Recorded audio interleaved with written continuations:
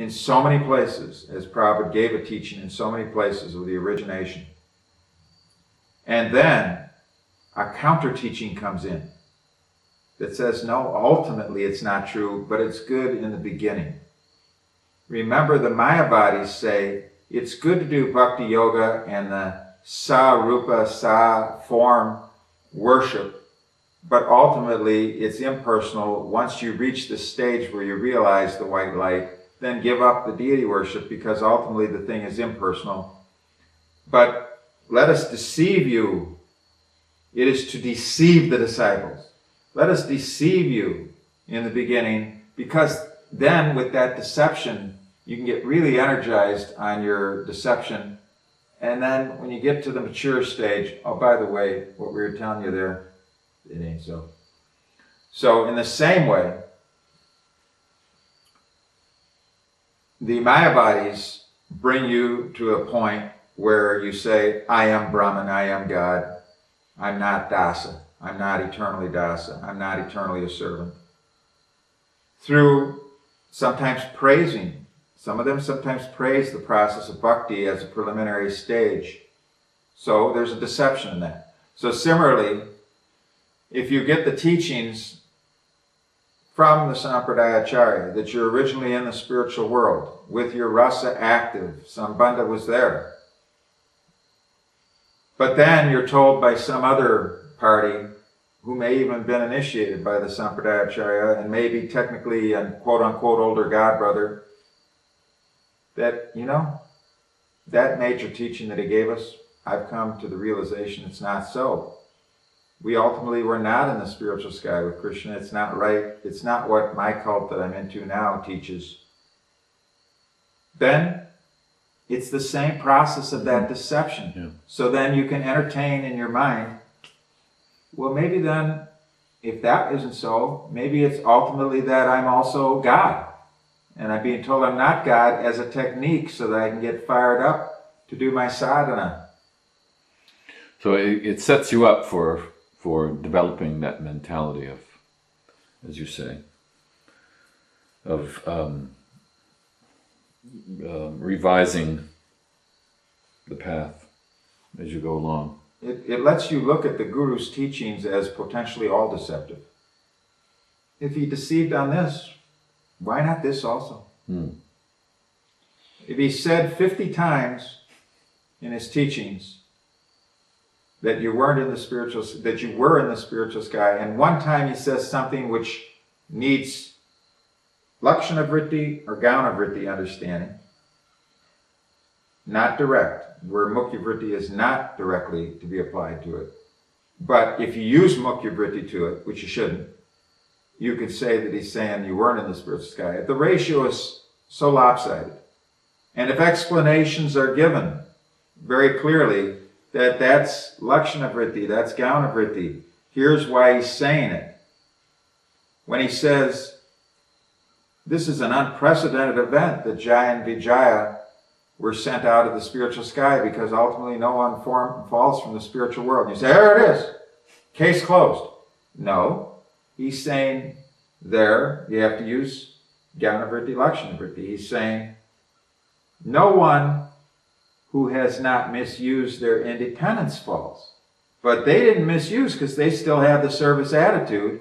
They made a mistake with the Kumars, but it was in service attitude. They were guarding the gate. They didn't give up their service. They didn't give up their service attitude. And they were sent down. You're not supposed to be sent down for that. You're supposed to be sent down when you misuse your free will. That's what's being talked about in the sentence.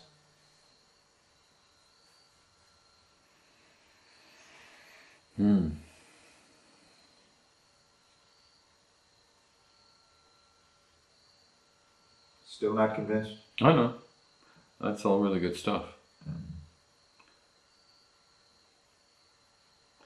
I'd just like to explore more, because I think I think that because in one of your articles, recent ones, you were talking about how Prabhupada was launched a full-scale revolution, not just against modern Hinduism, but against, kind of, he used quite grand words, this was like a theological revolution, because he was saying how we were with Krishna, and we have a direct relationship with Krishna. It just has to be revived, and that's quite revolutionary.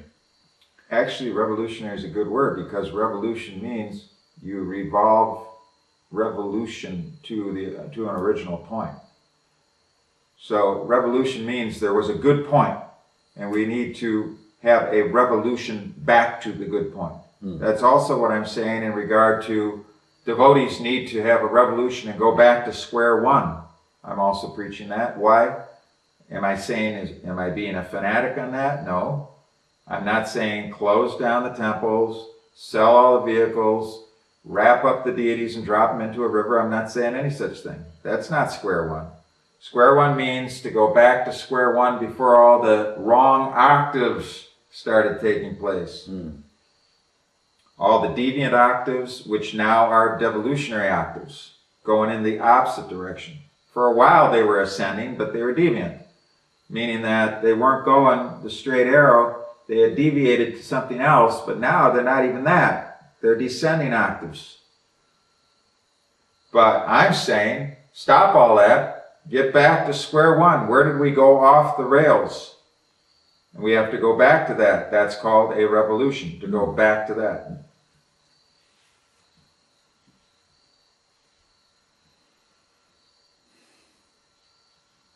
So how is that revolutionary? How is it revolutionary for Prabhupada to say we were with Krishna in the spiritual sky, we've fallen into the material world because of our misuse of independence, now we need to revive that relationship and go back home, back to Godhead? It's a revolution to the original teachings of Bhakti Vinod Thakur, who of course Sampradayacharya done through the whole parampara, Bhakti Vinod Thakur. And Bhakti Siddhanta Saraswati's teachings were that too, but he didn't make it as explicit, because he really was dealing with the Mayavadis. Of course, Bhakti Vinod Thakur also was dealing with the Mayavadis. Now, what happened after Srila Bhakti Siddhanta Saraswati Goswami was no longer with us, that is different from the real thing.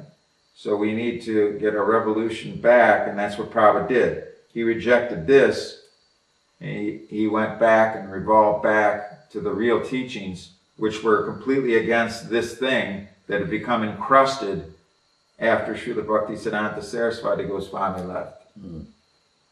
So it's a revolution back to the parampara, the real teachings. That's why Prabhupada doesn't include anybody, Gaura Das Babaji, of course, but Bhakti Vinod Thakur, and then because it's a Diksha line there, Gaura Das Babaji, and then Bhakti Siddhanta Saraswati Goswami.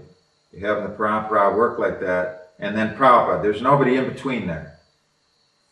He's going back and saying, here's what these teachings were, and then, but in the interim, there's been another thing in regard to this Siddhanta, but I'm not buying it, I'm not giving it, I'm telling you what the actual Siddhanta is. It's a revolution back to the Siddhanta. So all this one that has been a deviation from much longer ago than when Prabhupada came, their disciples are all saying, this is not the teaching, this is a concoction. No, it is the teaching, it's a revolution back to the real thing.